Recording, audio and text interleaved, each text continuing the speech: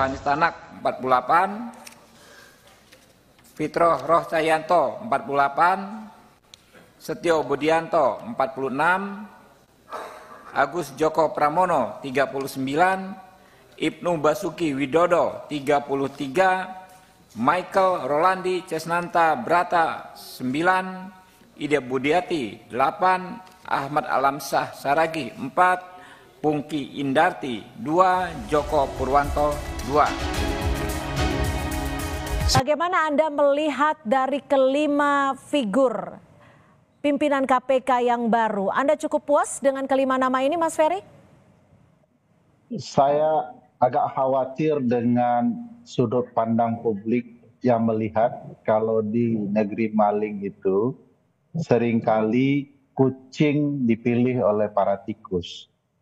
Dan yang tikus-tikus ini pilih tentu adalah kucing-kucing yang punya masalah serius dalam kesungguhan melakukan pemberantasan berbagai penyimpangan.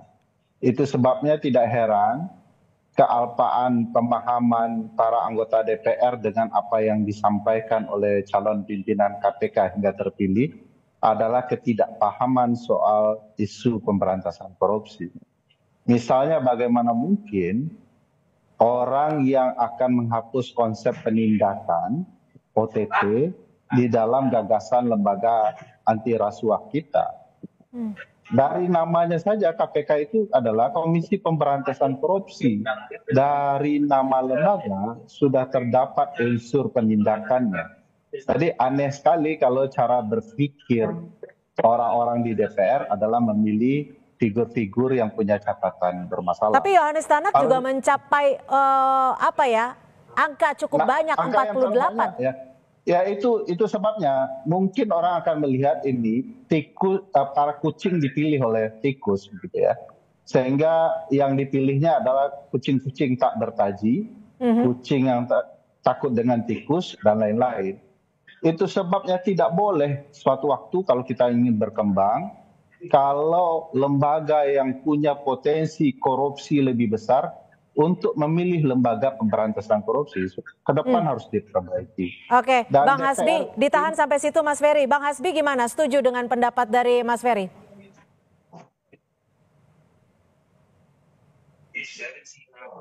Bang Hasbi.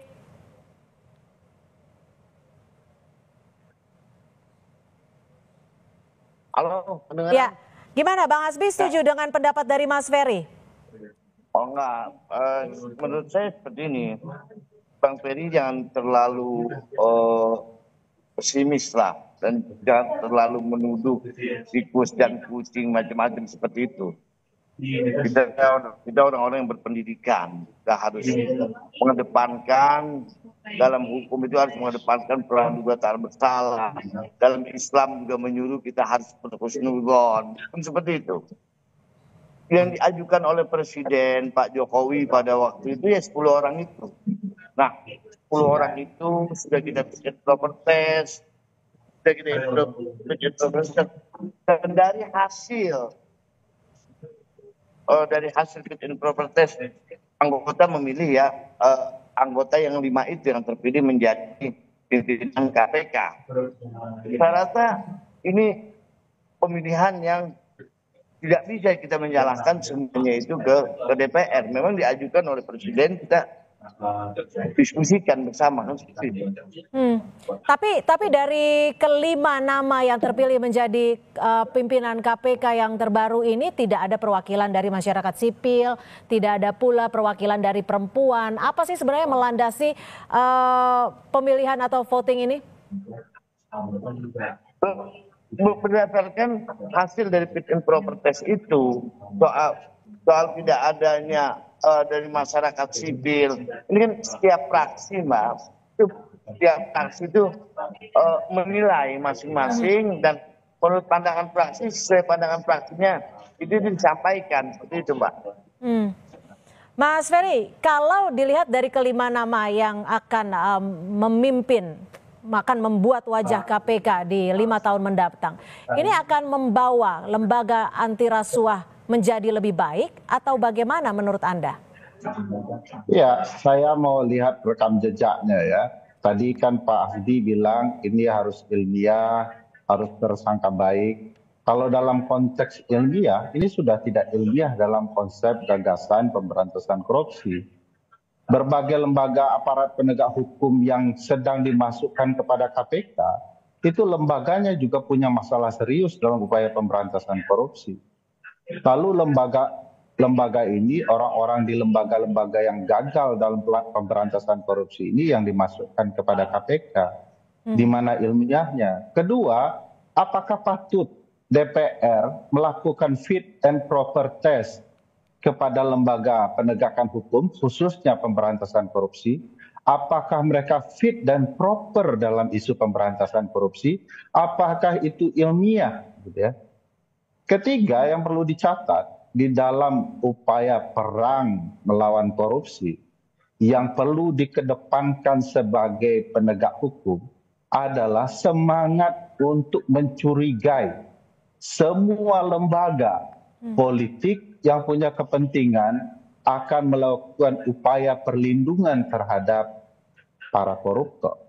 Mestinya kecurigaan itu menjauhkan DPR dari proses pemilihan orang-orang yang tidak memiliki rekam jejak catatan kinerja pemberantasan korupsi di masa lalu.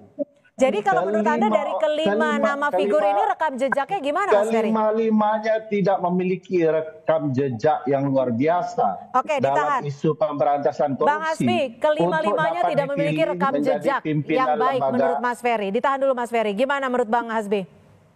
Ya sekarang begini, seperti ini. Kalau memang dikatakan lima-limanya tidak memiliki rekam jejak yang baik, toh mereka selama ini Pak Tanak juga menjadi pimpinan KPK. Dan Ya, kita tapi lihat yang bermasalah. Kita lihat rekam jejak mereka yang lainnya. Apa rekam jejak Pak Tanak yang kredibel dalam pemberantasan korupsi, Pak Hasbi? Sebutkan Kenapa satu Bapak saja. tidak mendaftar jadi pimpinan KPK kalau Bapak mengaku kredibel? Karena undang-undang yang Bapak dibuat untuk orang-orang tua yang bermasalah, umurnya 50 tahun. DPR dan pemerintah adalah orang-orang pengecut dalam pemberantasan korupsi yang menghilangkan kesempatan anak bunda untuk melakukan pemberantasan korupsi. Anda yang buat undang-undang itu. Anda yang menjauhkan anak-anak muda dalam isu pemberantasan korupsi. Nah, seperti ini Mbak. Gimana Bang Hasbi? Langsung saja ditanggapi. Kenapa figur-figur muda tidak bisa memberantas korupsi? Bagaimana Anda bisa menjelaskan pilihan Anda tadi? Wah, sekarang seperti ini.